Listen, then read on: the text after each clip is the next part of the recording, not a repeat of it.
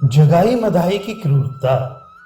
यदि स्वार्थपूर्ण संसार में साधु पुरुषों का अस्तित्व ना होता, यदि इस पृथ्वी को परमार्थी महापुरुष अपनी पद धूल से पावन न बनाते, यदि इस संसार में सभी लोग अपने अपने स्वार्थ की ही बातें सोचने वाले होते, तो ये पृथ्वी रौरव नरक के समान बन जाती।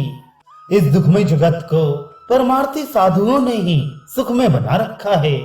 इस निरानंद जगत को अपने निस्वार्थ भाव से महात्माओं ने ही आनंद का स्वरूप बना रखा है। स्वार्थ में चिंता है, परमार्थ में उल्लास है। स्वार्थ में सदा भय ही बना रहता है, परमार्थ सेवन से प्रतिदिन अधिकाधिक धैर्य बढ़ता जाता है। स्वार्थ में सने रहने से ही दीनता आती है, परमार्थी निर्भीक और निडर होता है। इतना सब होने पर भी क्रूर पुरुषों का अस्तित्व रहता ही है। यदि अविचारा पाप कर्म करने वाले क्रूर पुरुष ना हो, तो महात्माओं को दया, सहनशीलता, नम्रता, सहिष्णुता, सरलता, परोपकारिता तथा जीव मात्र के प्रति अहेतुकी करुणा का प्रकाश किस प्रकार हो। क्रूर पुरुष अपनी क्रूरता करके महापुरुषों को अवसर देते हैं कि वे अपनी सद्वृत्तियों को लोगों के सम्मुख प्रकट करें, जिनका अनुसरण करके दुखी और चिंतित पुरुष अपने जीवन को सुखमय और आनंदमय बना सकें। इसलिए तो सृष्टि के आदि में ही मधुकैटभ नाम के दो राक्षस ही पहले उत्पन्न हुए। उन्हें मारने पर ही तो भगवान मधुकैटभहारी बन सके। रावण ना होता तो राम जी के पराक्रम को कौन पहचानता। पूतना ना होती तो प्रभु की असीम दयालुता का परिचय कैसे मिलता। शिशुपाल यदि गाली देकर भगवान के हाथ से मरकर मुक्ति लाभ ना करता, तो भगवान का क्रोध भी वरदान के ही समान है। इस महामंत्र का प्रचार कैसे होता। अजामिल जैसा नीच कर्म करने वाला पापी पुत्र के बहाने नारायण नाम लेकर सदगति प्राप्त ना करता, तो भगवत नाम की इतनी अधिक महिमा किस प्रकार प्रकट होती। अतः जिस प्रकार संसार को महात्मा और सत्पुरुषों की आवश्यकता होती है, उसी प्रकार दुष्टों की क्रूरता से भी उसका बहुत कुछ काम चलता है। भगवान तो अवतार तब धारण करते हैं जब पृथ्वी पर बहुत से क्रूर कर्म करने वाले पुरुष उत्पन्न हो जाते हैं। क्रूर कर्मा पुरुष अपनी क्रूरता करने में पीछे नहीं हटते, और महात्मा अपने परमार्थ और परोपकार के धर्म को नहीं छोड़ते। अंत में विजय धर्म की ही होती है, क्योंकि यह तो धर्म स्ततो जया। महाप्रभु गौरांग देव के समय में भी नवद्वीप में जगाई मधाई, जगन्नाथ और माधव नाम के दो क्रूर कर्मा ब्राह्मण कुमार निवास करते थे। कलयुग आने पर राक्षस लोग ब्राह्मणों के रूप में पृथ्वी पर उत्पन्न हो जाएंगे। शास्त्र के इस वाक्य का प्रत्यक्ष प्रमाण जगाई मधाई दोनों भाइयों के जीवन में दृष्टिगोचर होता था। वे उस समय गौड़ेश्वर की ओर से नदिया के कोतवाल बनाए गए थे। कोतवाल क्या थे? प्रजा का संहार करने वाले एक प्रकार से नवद्वीप के बिना छत्र के बादशाह ही थे। इनसे ऐसा कोई भी दुष्कर्म नहीं बचा था जिसे ये करते ना हो। मनुष्य के विनाश के जितने लक्षण बताए हैं, वे सब इनके नित्य नैमित्तिक कर्म थे। भगवान ने विनाश के लक्षणों का स्वयं वर्णन किया है। भगवान कहते हैं, जिस समय मनुष्य देवताओं से, वैदिक कर्मों से, गौओं से, ब्राह्मणों से, साधु महात्माओं से, धार्मिक कृत्यों से और मुझसे विद्वेष करने लगता है, तो उसका शीघ्र ही नाश हो जाता है। इनसे कोई भी बात नहीं बची थी।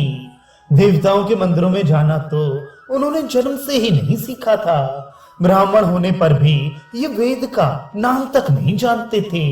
मांस तो इनका नित्य प्रति का भोजन ही था।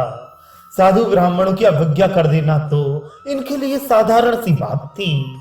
जिसे भी चाहते बाजार में खड़ा करके जूतों से पिटवा देते। किसी का सम्मान करना तो ये जानते ही नहीं थे। अच्छे अच्छे कर्मकांडी और विद्वान ब्राह्मण इनके नाम से थर थर कांपने लगते थे। किसी को इनके सामने तक जाने की हिम्मत नहीं होती थी।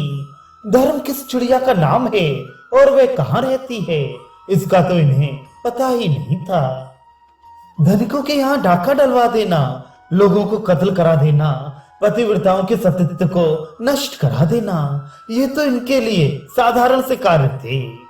ना किसी से सीधी बात करना और ना किसी के पास बैठना, बस खूब मदिरा पान करके उसी के मद में मतवाले हुए ये सदा पाप कर्मों में प्रवृत्त रहते थे। ये नगर के काजी को खूब धन दे देते, इसलिए वह भी इनके विरुद्ध कुछ कहता नहीं था। वैसे इनका घर तो भगवती भागीरथी के तट पर ही था, किंतु ये घर में नहीं रहते थे। सदा डेरा तंबू लेकर एक मोहल्ले से दूसरे मोहल्ले में दौरा करती। अब के इस मोहल्ले में इनका डेरा पड़ा है, तो अब के उसमें। इसी प्रकार ये मोहल्ले मोहल्ले में 10-10, 20-20 दिन रहती। जिस मोहल्ले में इनका डेरा पड़ जाता, उस मोहल्ले के लोगों के प्राण सूख जाते।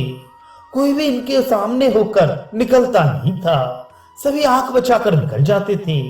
इस प्रकार इनके पाप पराकाष्ठा पर पहुंच गए थे।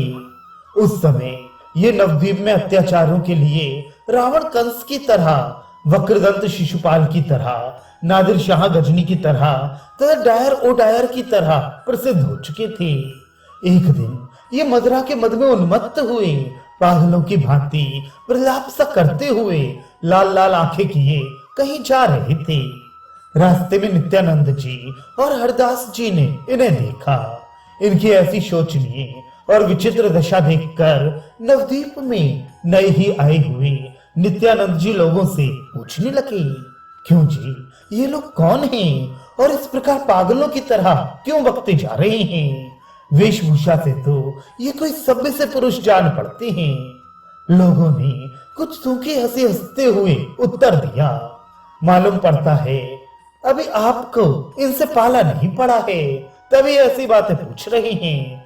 ये यहाँ के साक्षात यमराज हैं। पापियों को भी संभवतः यमराज से इतना डर न लगता होगा जितना कि नवद्वीप के नर नारियों को इन नराधर्मों से लगता है। इन्हें जन्म तो ब्राह्मणों के घर में लिया है, किंतु ये काम चांडालों से भी बढ़कर करते हैं। देखना, आप कभी इनके सामने होकर नहीं निकलना। इन्हें साधुओं से बड़ी चिढ़ है।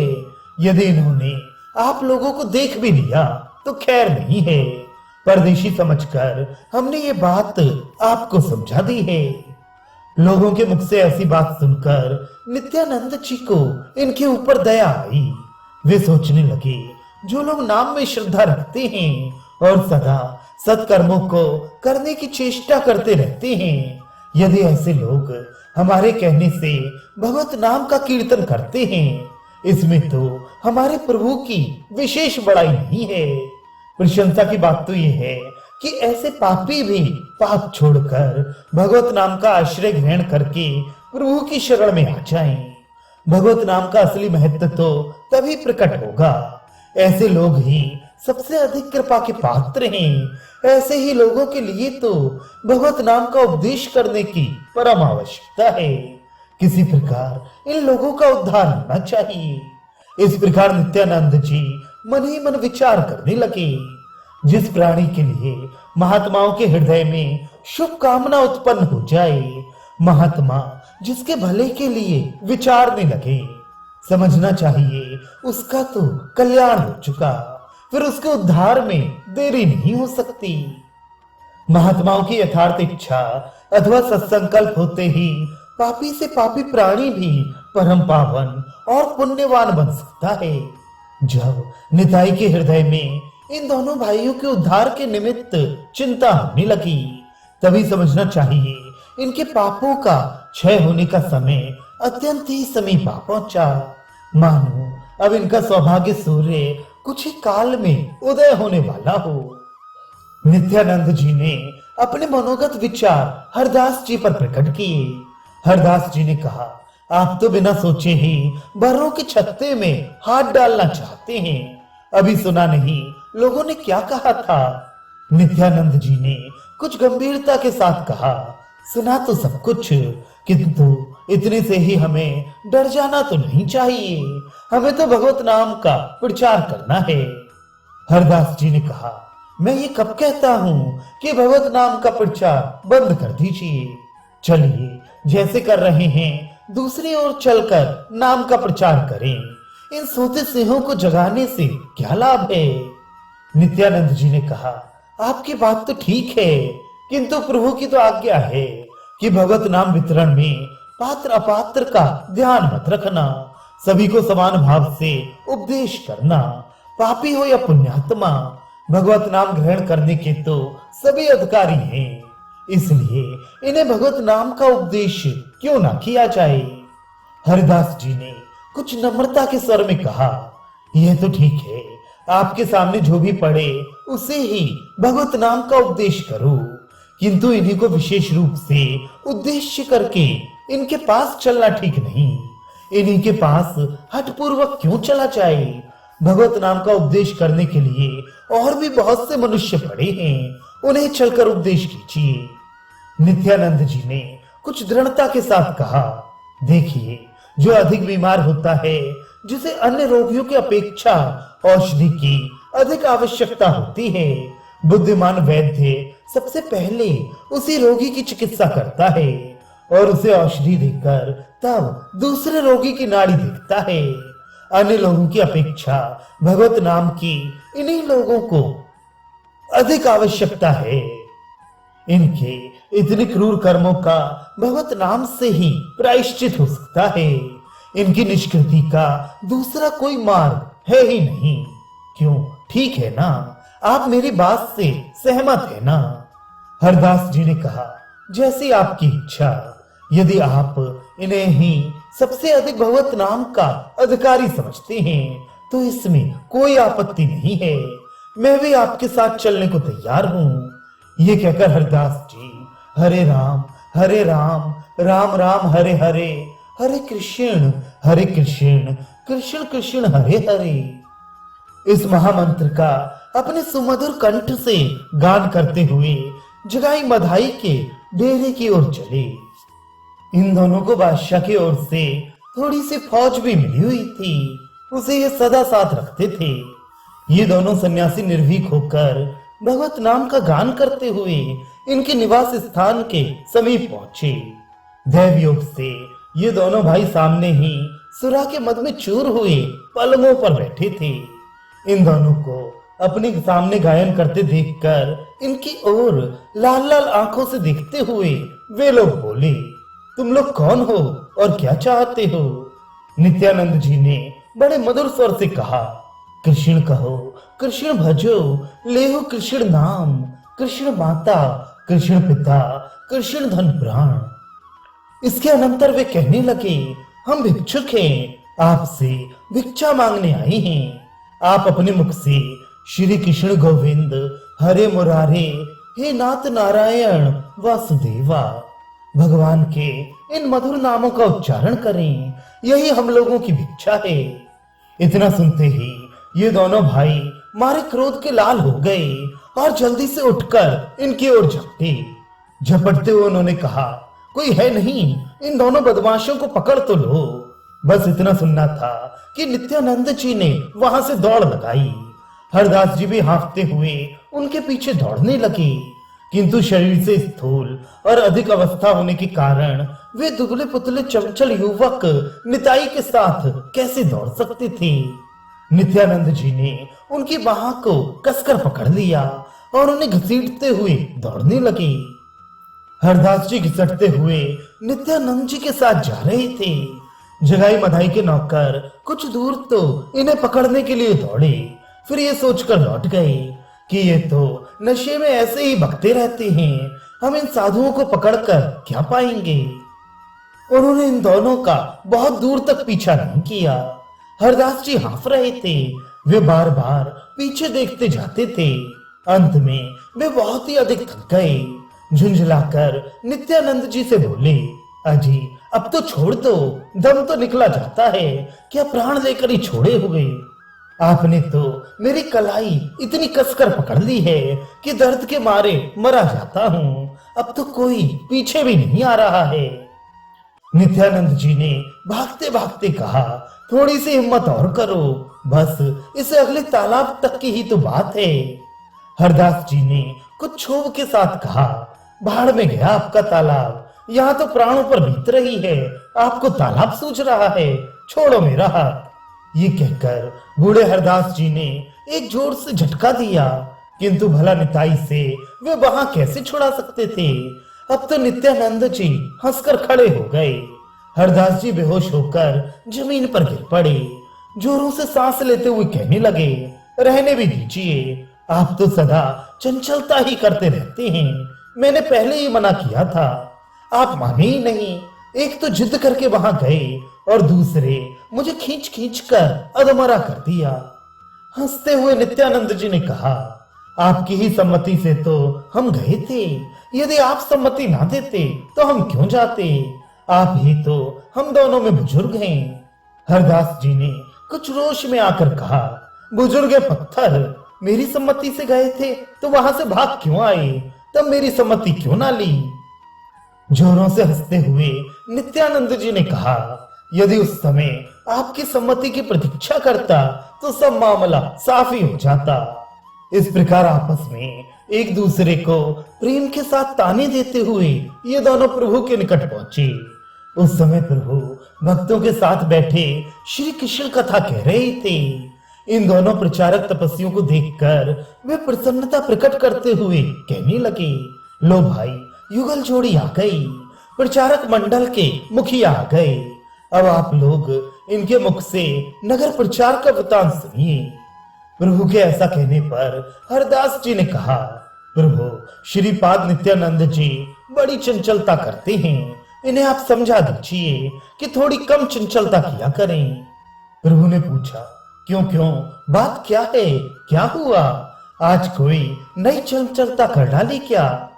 हाँ, आज आप लोग दोनों ही बहुत थके हुए से मालूम पड़ते हैं, सब सुनाइए। प्रभु के पूछने पर हरदास जी ने सब वृतांत सुनाते हुए कहा, लोगों ने बार बार उन दोनों भाइयों के पास जाने से मना किया था, किंतु ये माने ही नहीं। जब उन्होंने डांट लगाई तब वहां से बालकों की भांति भाग छूटे। लोग कह रहे थे, अब कीर्तन वालों की खैर नहीं, वे राक्षस भाई सभी कीर्तन वालों को बंधवा मंगाएंगे। लोग परस्पर में ऐसी ही बातें कह रहे थे। हरदास जी की बात सुनकर हंसते हुए प्रभु ने नित्यानंद जी से कहा, श्रीपाद, उन लोगों के समीप जाने की आपको क्या आवश्यकता थी, थोड़ी कम चंचलता किया कीजिए, ऐसा चांचल्य किस काम का। कुछ बनावटी प्रेम को प्रदर्शित करते हुए नित्यानंद जी ने कहा, इस प्रकार मुझसे आपका ये काम नहीं होने का, आप तो घर में बैठे रहते हैं, आपको नगर प्रचार की कठिनाइयों का क्या पता है।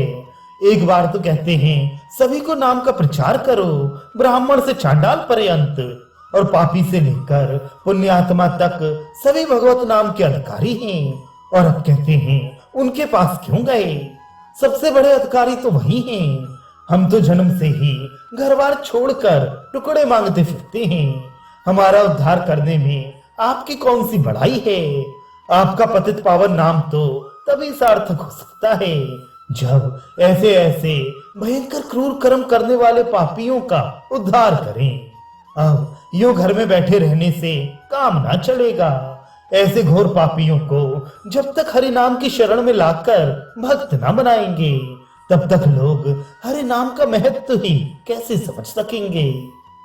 कुछ हंसते हुए प्रभु भक्तों से कहने लगे, श्रीपाद को जिनके उद्धार की इतनी भारी चिंता है, वे महाभागवत पुरुष कौन हैं?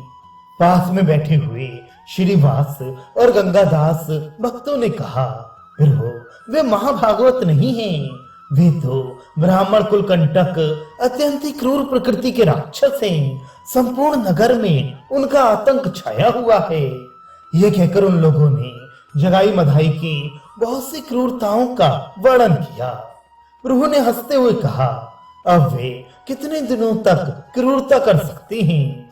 श्रीपाद के जिन्हें दर्शन हो चुके और इनके मन में जिनके उद्धार का विचार आ चुका, वे क्या फिर पापी ही बने रह सकते हैं? श्रीपाद जिसे चाहें उसे भक्त बना सकते हैं, फिर चाहें वे कितना भी बड़ा पापी क्यों ना हो। इस प्रकार निताई ने संकेत से ही प्रभु के समीप जगाई मदाई के उद्धार की प्रार्थना कर दी और प्रभु ने संकेत द्वारा ही उन्हें उन दोनों भाइयों के उद्धार का आश्वासन दिला दिया। सचमुच महात्माओं के हृदयों में दूसरों के प्रति स्वाभाविक ही दया उत्पन्न हो जाती है। उनके समीप आकर कोई दया की प्रार्थना करे तभी वे दया करें, ये बात नहीं है, किंतु उनका स्वभाव ही ऐसा होता है कि वे बिना कहे ही दीन दुखियों पर दया करते रहते हैं। बिना दया किए वे रह ही नहीं सकते। जैसा कि नीतिकारों ने कहा है, रात्रि के दुख से सिकुड़े हुए कमल मरीच माली भगवान भुवन भास्कर के समीप अपना दुखड़ा रोने के लिए नहीं जाते। बिना कहे ही कमल बंधु भगवान दिवाकर उनके दुखों को दूर करके उन्हें विकसित कर देते हैं। कुमुदनी की लज्जा से अवगुंठित कलका को कलानाथ भगवान शशधर स्वयं ही प्रस्फुटित कर देते हैं। बिना याचना के ही जल से भरे हुए मेघ अपने संपूर्ण जल को बरसाकर प्राणियों के दुख को दूर करते हैं। इसी प्रकार महान संत गण भी स्वयं ही दूसरों के उपकार के निमित्त सदा कुछ ना कुछ उद्योग करते ही रहते हैं। पर उपकार करना उनका स्वभाव ही बन जाता है। जैसे सभी प्राणी जान में अनजान में श्वास लेते ही रहते हैं, उसी प्रकार संत महात्मा जो भी चेष्टा करते हैं वे सभी लोक कल्याणकारी ही होती हैं।